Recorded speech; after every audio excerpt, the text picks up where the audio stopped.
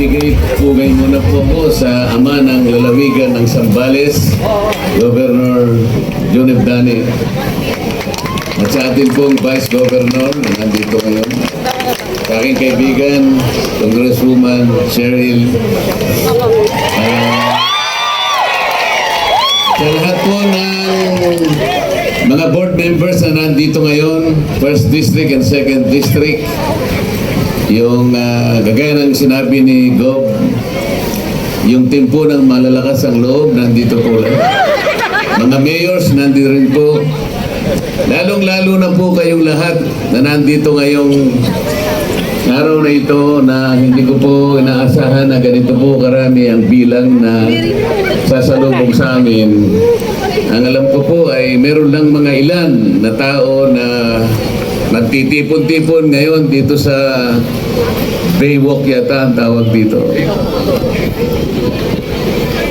Kumusta po kayong lahat? Buti po! Mabuti po? Opo! Talaga po? Opo! Masaya po! Masaya po! Kumusta po ang presyo ng bigas? Kumusta po ang presyo ng gamot? Mataas! Yung pagpapa-hospital po, kumusta naman? Mataas! Yung singil ng kuryente? Okay, ba't sasabihin niyo mabuti? Kasi po matyaga lang kayo eh. Matiisin po kayo eh. Pero hindi po dapat ganito. Kailangan po ayusin natin ang kabuhayan ng ating bansa. Napakataas po ang presyo ngayon ng pangunahing bilihin sa ating bansa. Lalong-lalo na po ang pagkain. Naghihirap po ang marami sa ating mga kababayan. Sa dami po ng napuntahan ko na pong lugar, marami na po talaga. Itong nakaraang 2 araw na nandun po ako sa Ormoc, nandun po ako sa Cebu, tumuloy po ako ng Pagadian, tumuloy ako ng Zamboanga, Sibugay, kagabi nakauwi po ako 1:00 ng madaling araw. Hindi po pwedeng hindi ako umuwi sapagkat meron po akong sinumpaan na pangako na pupunta ako sa Masinloc sa araw na ito. Kahit 1 oras lamang po ang tulog, ay talaga pong ganyan. Pag naglilingkod ka po, minsan po kukunti na lang ang tulog eh. Pero alang-alang po sa paglilingkod, gagawin po natin yun. Sa dami po ng problema ang kinakaharap ng ating bansa ngayon, nagkakawatak-watak pa po tayo bilang isang bansa. Ang politika po natin, lumalim ng lumalim. Kahit na po pwede, pag-usapan na lang. Para po sana hindi tayo nagkakawatak-watak at nagkakahiwat. Napakahirap po kasi na umunlad ang isang bansa kagaya ng Pilipinas. Siguro napapansin po ninyo, marami na pong mga bansa sa Asia na umusan na po tayo sa ngayon.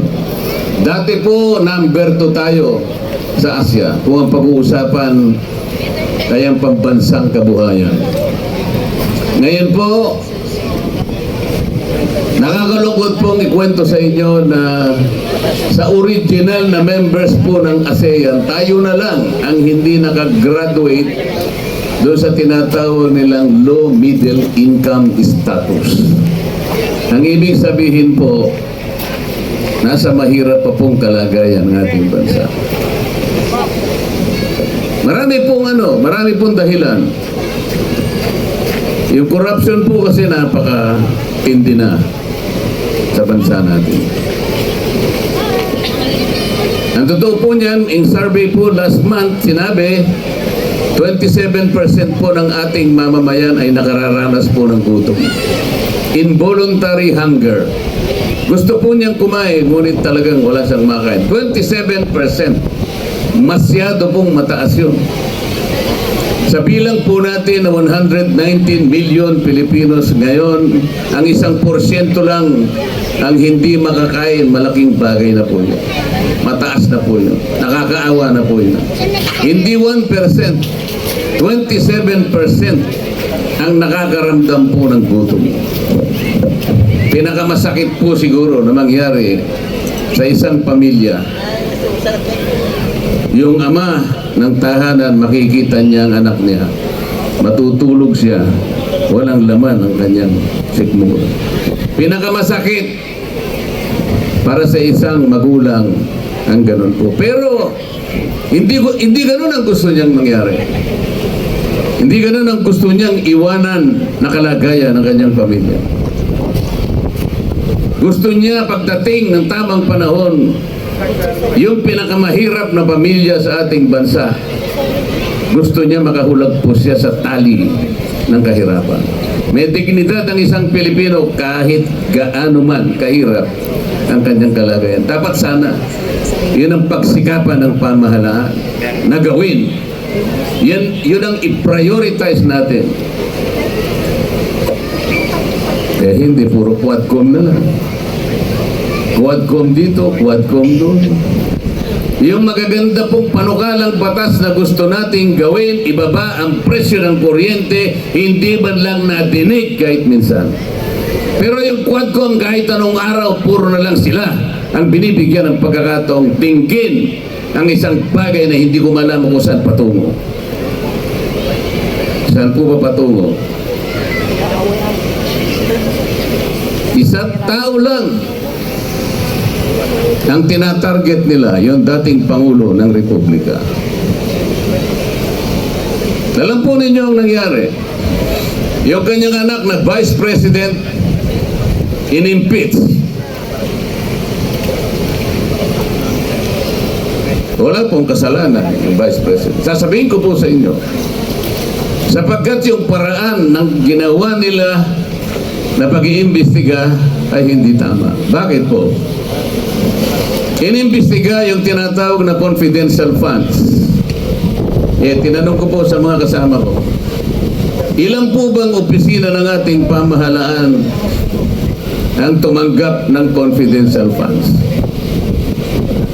Tinanong ko po yung COA. Sabi ng COA, sa ngayon po, 2024, over 400 offices and agencies of government tumanggap sila ng confidential funds. At bawat isa sa kanila ay meron ding notice sa Commission on Audit sapagkat kailangan nilang mag-submit ng mga iba't ibang papeles para ma-validate ang paggasta ng kanilang pondo. O kung ganoon, bakit yung opisina lang ng Vice President ang tinarget? Bakit nag-iisa lang na siya lang ang sinuri? Anong gagawin mo sa 400 offices? Libre na sila, ganun ba? Ayun po yung politika sa bansa natin. Bakit ko po sinabing mali ang paraan? Ang House of Representatives po, wala po silang pananagutan na sila po ang mag-audit at magsuri ng pagkakagasta ng kabang bayan. Hindi po namin gawain yun. Ang gawain namin, gumawa na maglatag ng batas para sa benefit ng lahat ng mamamayan. Ang meron lamang pong mandato, otoridad na mag-audit, repasuhin ang lahat ng record ng paggasta ng pera ng bayan, Commission on Audit.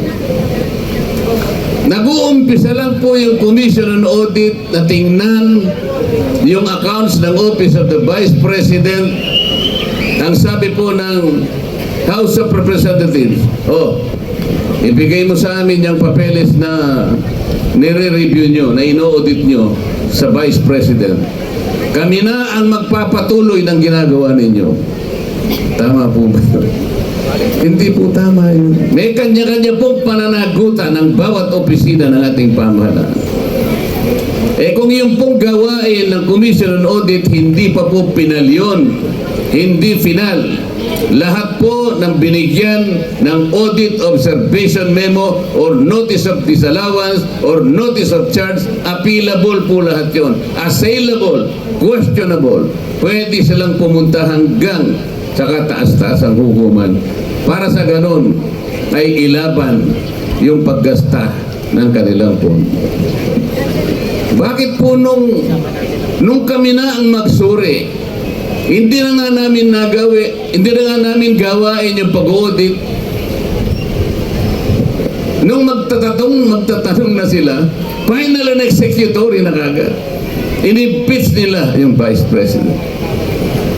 Hindi po ganito ang paraan. Kaya po nagkakawatak-watak ang ating bansa. Ang ating Vice President ay ibinoto po ng mahigit 32 milyong Pilipino. Tatanggalin mo na lang ng ganun, basta-basta. Tinanong ko na po ito sa maraming lugar. Tatanungin ko rin po kayo.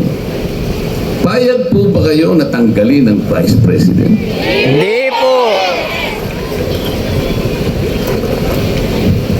Pagkatapos po niyan, pero alam po nyo, kahit hindi kayo papayag, tatanggalin po nila talaga.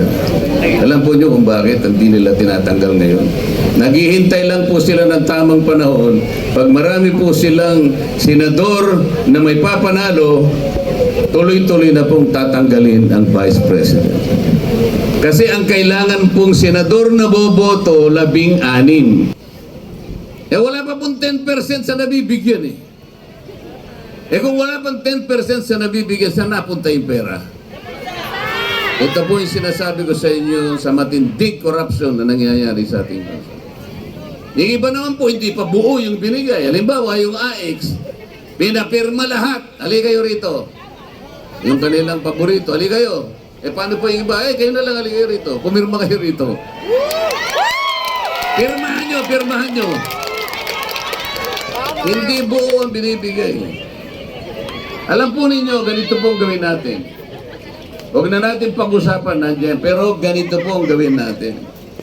Hindi po kasi mabuting paraan yung ayuda para sa ganon ay iligtas sa kahirapan ang mahihirap nating mga kababayan. Hindi po yun ang paraan.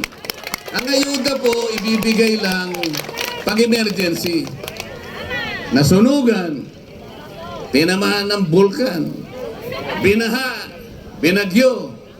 Lahat po ng emergency situations po, ugaling Pilipino, tulungan natin. Pero hindi po siya paraan. Lalong-lalo na kung darating sila rito. Mga senador po ang sinasabi ko, ha? Wala po akong kinalaman sa lokal. Ang mga senador ang sinasabi ko. Pag lumapit sila sa inyo sa iba't ibang paraan, ito po yung, ayan, po. Kunin po ninyo, nandyan na yan.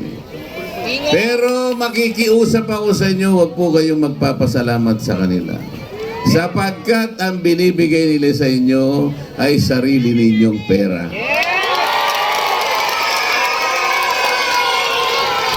Sarili po ninyong pera na matagal na kanilang ibinulsa at nagbabalik ng konti sa inyo.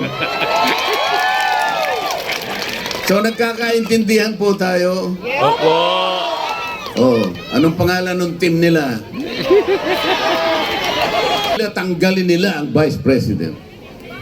Yung team na yon, hindi nila alam po nila paliliwanag at kung paano ibababa ang presyo ng kuryente. Kanina po sinabi ko 194 billion. Pero ang tinatarget lang wala pang 10%. Ganito na lang ang gawin natin para mabiyayaan lahat yung 27 million Pilipinos at maiwasan natin ang corruption. Paano? Ganito ang gawin natin. Lahat po na nagkukonsumo ng kuryente buwan-buwan na hindi tataas sa 2,000. Halimbawa, 2,000 pababa. Ilibre po natin lahat yan.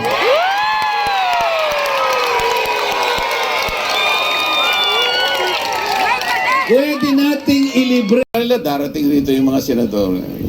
Basta,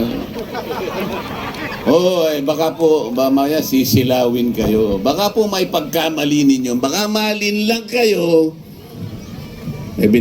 Pinasaya ka lang isang araw. Malungkot ka sa lahat ng araw ng buhay mo. Yun ba ang serbisyo? Pwede po ba tayong gumawa ng kontrata sa gabing ito? Ayusin po natin ang ating bansa. Ako po, nakalabang ko na lahat ang kasama ko. Hindi naman lahat. Siguro po yung kumampi sa akin, siguro mabibilang nyo na lang sa daliri. Lahat po. Kapag ako'y nagsasalita, ginugulo nila ako. Ayaw ayaw naman nilang makipagdebate ng totohanan. Paano mananalo sa debate? Ang basihan po natin yung katuwiran lang. Yung batas. Sila naman, di naman sila sumuso. Kaya di nila kayang salungain yung ating argumento. So sinabi sa kanila, sige, pag si Marcoleta nagsasalita, kayong tatlo guluhin nyo, basta guluhin. Huwag na kayong makikipagtalo sa kanya, hindi kayo mananalo. Basta guluhin nyo na lang. Sino po yung tatlong nanggugulo sa? Kilala nyo naman sila. Yung tatlo. Oh. Yung isa, kasama ng mga NPA dati. Yung isa naman, isang bulaang propeta. Yung isa naman, artistang hindi pa sumikat na laos kagad. Isipin po ninyo, pinagsasabihan ko lang kung ano po yung tama, guguluhin ako, aawayin ako, at pati hopya na kinakain ko po ay aagawin pa nila. Kaya po ayoko na sa House of Representatives. Dumaan po ako rito at sinamahan ako ng inyong butihing gobernador. Napakalaki pong bagay nito. Para makausap ko po kayo. Gawin po natin yung tama. Makikipagkontrata po ako sa inyo. Nakikipagkontrata. Kung ano po yung pinag-usapan, gawin natin. Kung ano yung mali, itama po natin. Kasi po yung iba, mangangako lang eh. Gagawin nating 20 piso ang kilo ng bigas.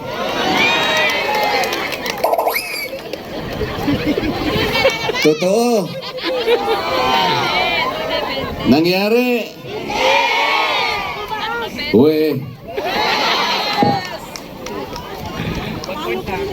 Tapos sabi niya,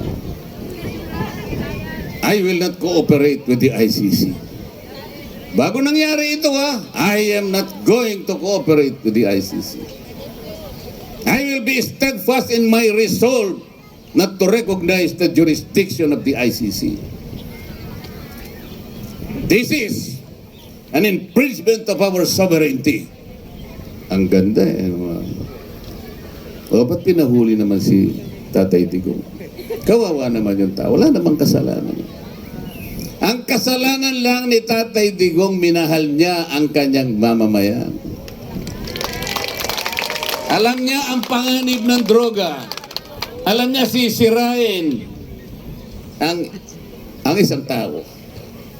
Masisira ang pamilya, masisira ang lipunan. Katungkulan niya, responsibilidad niya, pangalagaan, proteksyonan, depensahan ang mamamayan. Yun po ang alam niya.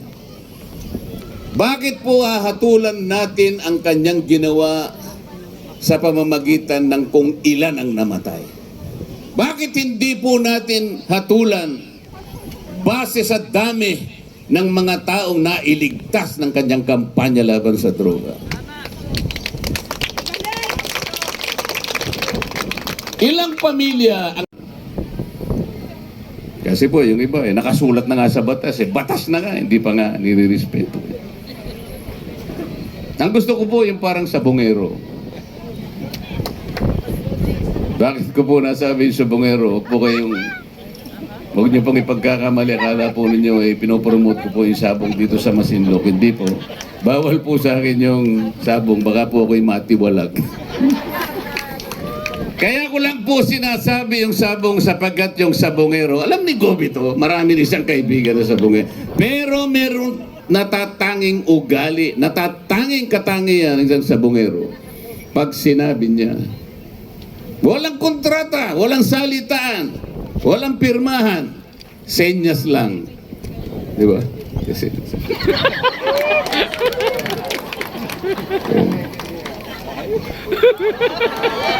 Marami sa bungero rito, Gob. Naintindihan yung mga senyas. Senyas lang po pinangangatawanan. Senyas lang po. Hindi Hindi ko po alam kung paano ko mababayaran. Wala naman po akong pang-AX na dala-dala. Uutangin ko na lamang po. At unti-unti kong babayaran sa inyo sa pamamagitan ng pagsisilbi ng tapat sa inyong lahat. Pinasasalamatan ko po Governor June Ebdane at lahat po ng nandito po sa ating likuran ngayon, mga ginagalang na nagsisilbi sa bansa, sa lalawigan na Zambales sa iba't ibang mga posisyon. Sila po ang nagbigay sa akin ng lakas ng loob. Sila din malalakas po ang loob nila. Para magkita naman tayo, magkita-kita po tayo. Gumawa tayo po ng kontrata. Okay na po ba tayo sa kontrata? Alam na po natin yung gagawin. Huwag na po natin papansinin yung isang team. Pwede po? Ayan. So, ako po ay nagtitiwala. Ganap ang aking pagtitiwala ng kontratang yan po ay ating isa sa katuparan. Alang-alang po sa ating bansa, alang-alang po sa lalong ikabubuti ng lahat ng mamamayang Pilipino. Magandang gabi po sa ating lahat. Salamat po sa inyong lahat. Salamat po.